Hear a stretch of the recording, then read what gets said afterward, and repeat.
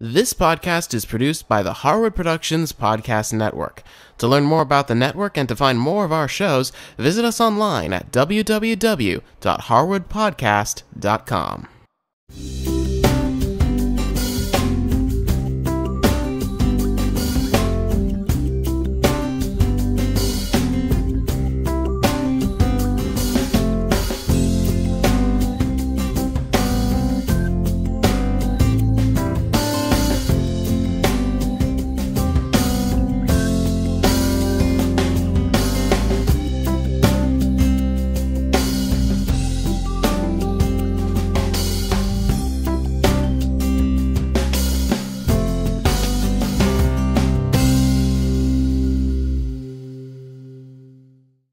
Hey, it's Cindy Harris, and in this episode of the Cupcake Show, I'm going to share with you my killer black and white cupcakes. So let's get started. We're going to put some cupcake liners in our muffin tin and then get a little of the baking cooking spray and kind of spritz that on top. That way, if any of our batter puffs over onto the pan, they won't stick and be hard to get out. And then I'm just going to set this aside and start working on our batter. Now in a little glass bowl, we want to get a half a cup of unsweetened chocolate.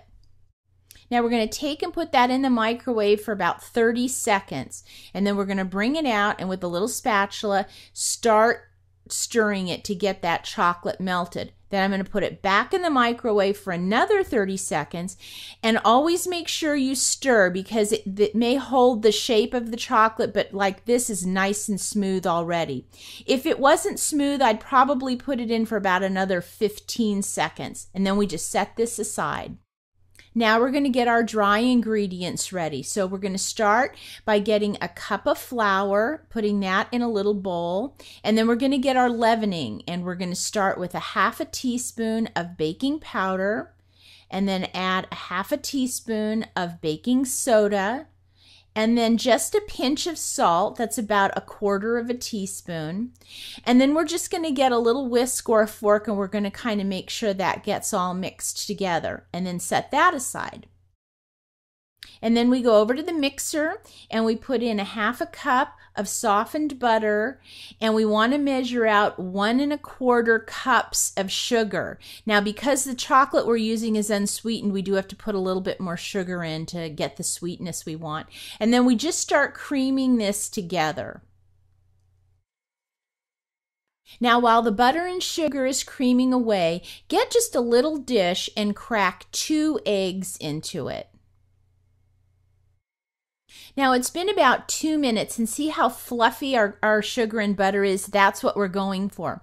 Then we're going to stop the mixer and then go ahead and put our melted chocolate in. Now the chocolate's cooled just a little bit, which is perfect timing for putting it into the butter and sugar. It won't melt the butter or anything. So just go ahead and put that in, and then on a low speed, we're just going to go ahead and start mixing that unsweetened chocolate into the butter and sugar. Now, while the mixer is still going, we're just going to take our eggs and add them one at a time and make sure you beat well after each addition. Okay, so now that the eggs are getting mixed in, we're going to add a teaspoon of vanilla. We're going to let that mix in, and then we're going to get a half a cup of sour cream. That really helps keep the cake nice and moist, and we're going to let that mix in and make sure there's no streaks of sour cream. And then we're going to go ahead and deal with our flour. Now we're going to stop the mixer, but we're only going to put half of the flour in. And we're going to put the beater down on a slow speed because we don't want flour flinging all over your kitchen. So get that flour mixed in nicely. And then kind of a surprise ingredient is a half a cup of water. Now add it in slowly. Keep the mixer slowly because there's so much liquid we don't want it to fling around your kitchen. And then once the water looks like it's nicely incorporated, then you can go ahead and start adding in the rest of the flour. And just let it beat until it comes together like this. It's perfect. Now, I always like to scrape down my paddle, make sure that I haven't left anything, important on there. And then I go ahead with my spatula and give it a final mix down. There's a lot of ingredients here that could kind of hang out on the side, like the sour cream and the flour. So we want to make sure we get that all mixed together.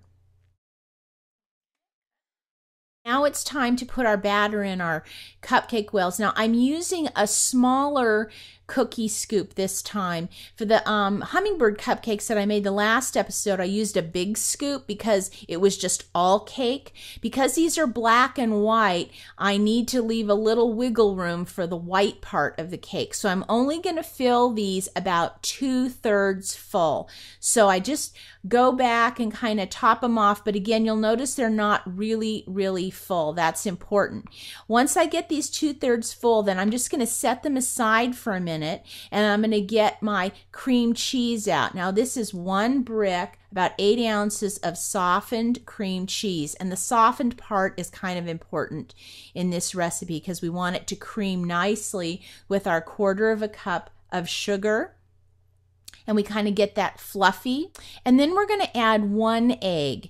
Now, because the cream cheese is so thick, when we add the egg, it's going to take a little while for the egg to incorporate into the cream cheese, but stay with it till it gets nice and smooth like this.